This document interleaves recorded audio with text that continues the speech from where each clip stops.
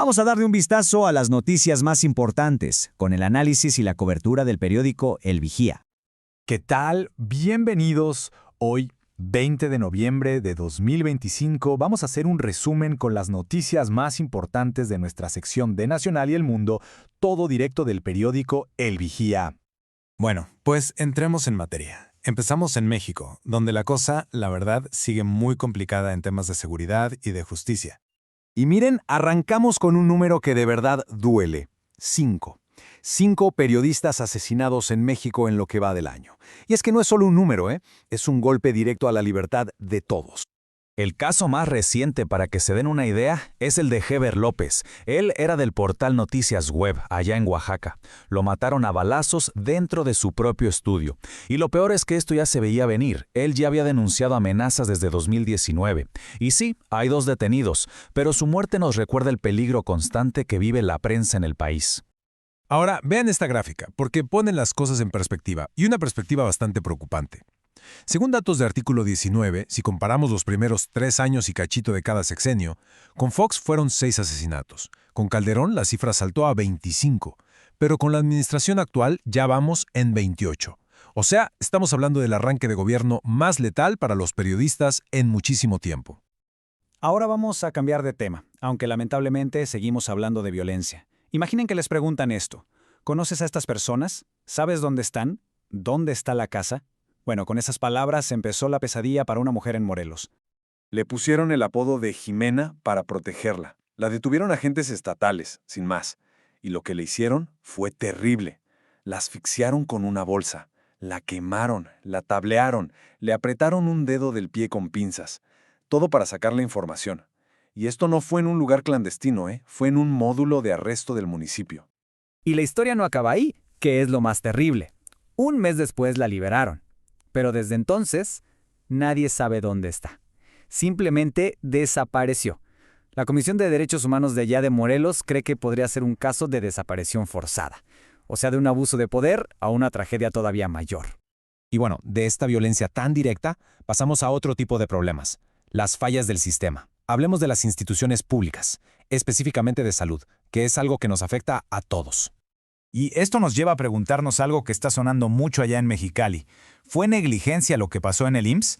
Porque hay una familia y hasta legisladores que están seguros de que sí y por supuesto exigen que se aclare todo. Se trata del caso de Keren Vallejo.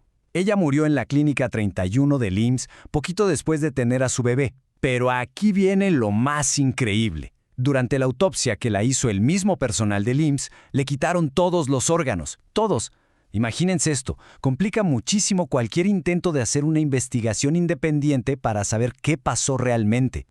Y este caso, que podría parecer aislado, en realidad es parte de un problema mucho más grande. Vean este dato, es del propio INSABI.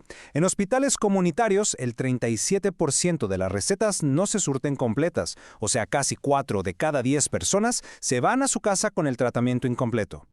¿Y qué medicinas son las que faltan? Uno pensaría que son cosas súper especializadas, ¿no? Pues no. En los centros de salud lo que más falta es metformina para la diabetes y en los hospitales comunitarios a veces no hay ni paracetamol. Así de básico. Pero el punto más grave es este. No es solo que falte una pastilla. Es que entre el 11 y el 18% de las veces a la gente no le dan nada. Llegas con tu receta y te vas con las manos vacías. Es una falla total del sistema para muchísima gente. Ok. Ahora vamos a dejar México por un momento para ver el panorama internacional, porque allá también hay tensiones muy fuertes y temas económicos que nos pegan a todos. Para que nos demos una idea de la tensión que se vive en Europa del Este, solo hay que escuchar lo que dijo en su momento el primer ministro británico, Boris Johnson. Él lo llamó el momento más peligroso que ha enfrentado el continente en décadas. Palabras mayores. Y es que el escenario está así. Por un lado, Rusia tiene más de 100,000 soldados en la frontera con Ucrania y además está haciendo maniobras militares gigantes. Y por el otro, la OTAN responde mandando más tropas de Estados Unidos a la zona y países como el Reino Unido le están mandando misiles antitanque a Ucrania. Es una escalada de poder de ambos lados que la verdad nadie sabe en qué puede acabar. Y mientras pasa todo eso, del otro lado del Atlántico, en Estados Unidos, la economía tiene su propia batalla. La inflación llegó al 7.5% anual, un número que no se veía desde hace 40 años. ¿Y eso qué significa para la gente de a pie? Pues muy simple, todo está más caro.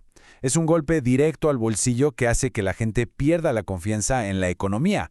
Y claro, si a la economía de Estados Unidos le da un resfriado, al resto del mundo, y sobre todo a México, nos puede dar pulmonía. Bueno, de estas grandes crisis mundiales vamos a bajar a luchas más a nivel de cancha, digamos. Batallas por derechos fundamentales que se están peleando ahora mismo en las cortes y en las comunidades. Esta gráfica es súper clara. Vean el impacto inmediato que tuvo la nueva ley del aborto en Texas. En agosto, antes de que entrara en vigor, hubo unos 5.400 procedimientos. Para septiembre, con la ley ya funcionando, la cifra se cayó a 2.200.